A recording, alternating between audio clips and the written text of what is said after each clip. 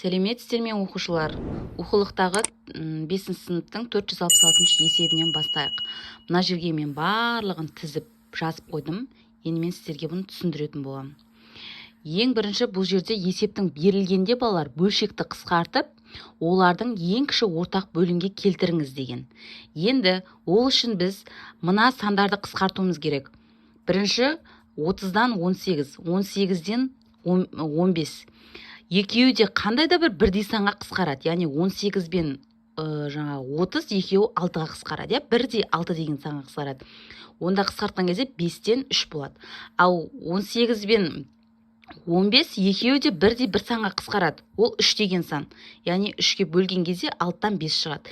Енді осы екеуінің балалар ең кіші ортақ еселігін ортақ бөлімге келтіруіміз керек осы екеуін. Яғни екеуінде ортақ бөлім бізде 30 болады. 30-ды 5-ке бөлсек 6, 30-ды 6-ға бөлсек 5 болады. Яғни көбейтеміз алымдарына, сонда 30-дан 18, 30-дан 25 болып келіп шығады. Ал екіншісіне қараңыздар, 40-тан 28, 45-тен 10. Балалар, бұл жерде бірдей санға екеуін бірінші қысқартып аламыз, одан кейін ортақ бөлім береміз. 40 пен 28 екеуі 4 деген санға қысқарады, екеуі де бірдей санға қысқарту керек. Яғни 10-нан 7 болып келеді. Ал екіншісі 45 пен 10 екеуі 5-ке қысқарады. 9-дан 2 болады. Енді бізден шыққан мән бізде 10-нан 7, 9-дан 2. Бұл жерде ортақ бөлім бізде 90 болады балар. 90-ды 10-ға бөлсең 9-дан береміз, 90-ға бөлсең 10-нан береміз. Енді алымдарына көбейтіп, бөлімдеріне көбейтіп, сонда 90-нан 63, 90-нан 20 келіп шығады бізде. Үшінші есепте 105-тен 49, 36-тан 27 балар. Енді екеуін қандай да санға қысқартуымыз керек, бірдей санға. Біз 7-ге қысқартамыз. Себебі 49 7 мен 7-ні көбейтіндісі деп алсақ та болады ойша. Енді 49 7-ге бөлсек 7, 105 7-ге бөлсек 15.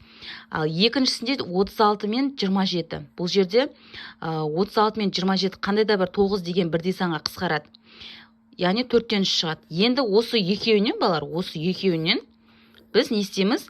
Ортақ бөлім аламыз. Яғни 15 пен 4-ке ортақ бөлім бізде 60 болады. 60-ты 15-ке бөлсек 4, 60-ты 4-ке бөлсек 15 болады. Енді алымына да бөліміне де көбейтіп аламыз. Сонда 60-тан 28, 60-тан 45 шығады. Төртінші есеп 90-нан 60, 50-ден 15. Балалар, бұл жерде 0 мен 0 қысқарт жерсек, мына жерде 6 мен 9 екеуі бірдей, екеуінде бірдей 30 деген санға қысқарт жерсек те болады. Жаңағындай 0 мен 0-ды қысқартсақ та болады. Сонда бұл жерден 3-тен 2 шығады. Ал 50-ден 15 бұл жерде екеуі де 5-ке қысқарады, 10-нан 3 болады. Енді осы екеуінен ортақ бөлімге келтіреміз. Ортақ бөлім бізде 30 болады. 30-ды 3-ке бөлсеңдер 10, 30-ды 10-ға бөлсеңдер 3. Яғни 30-дан 20, 30-дан 49 шығады. Бесінші есепте бізде бұл жерде 3 бөлшек беріліп тұр балалар.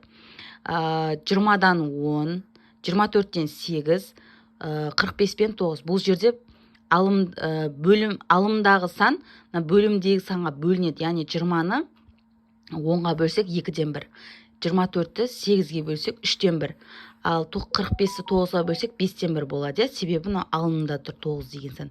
Ал егер ол бөлімінде 45 тұратын болса, 9-ға бөлген кезде 5 деп жазылады. Ол себебі алымында тұрған екен осындай. Енді 2, 3, 5-ке бізге ортақ бөлім 30 болады. Яғни 30 үшеуіне де бөлінеді деген сөз. Ортақ бөлім береміз. 30-ды 2-ке бөлсек 15, 30-ды 3-ке бөлсек 10, 30-ды 5-ке бөлсек 6. Енді алымына да бөліміне де көбейтеміз. Сонда 30-дан 15, 30-дан 10, 30-дан 6 болады. Енді 6-шы есепте 44-тен 22, 30-дан 24, 36-дан 27.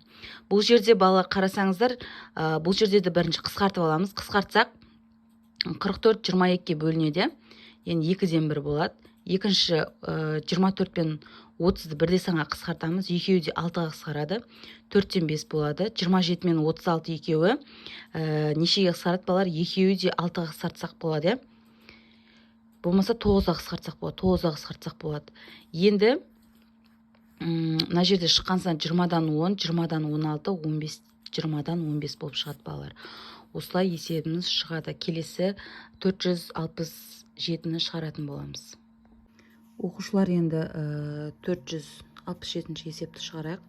Бұл жерде есептің берілгенде натурал санды берілген аралас санмен бөлімдері бірдей болатын аралас санға айландырып жазыңдар дейді.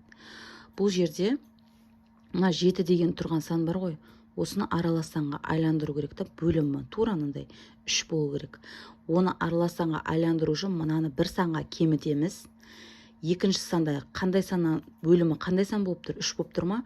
Онда 3-ке келтірем. Сонда 6-да 3-тен 3 деп жазасыздар. Түсіндіңіздер ма?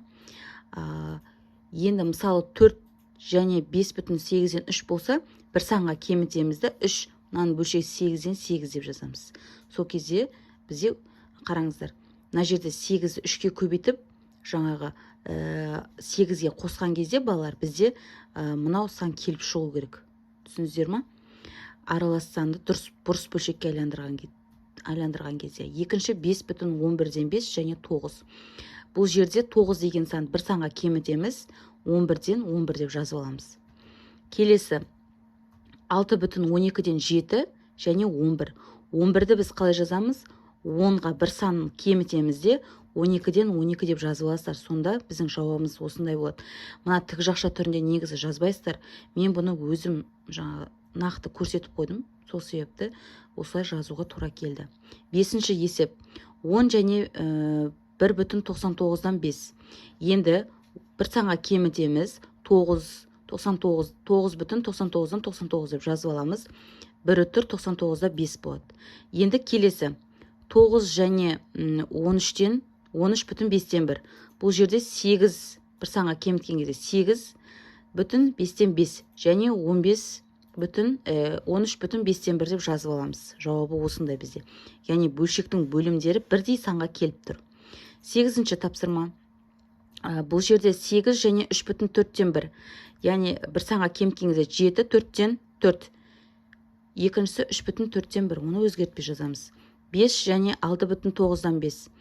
5-ті бір санға кемітемізде, екіншісінде 9 болып тұр ма? 9-дан 9 деп жазып аласыздар.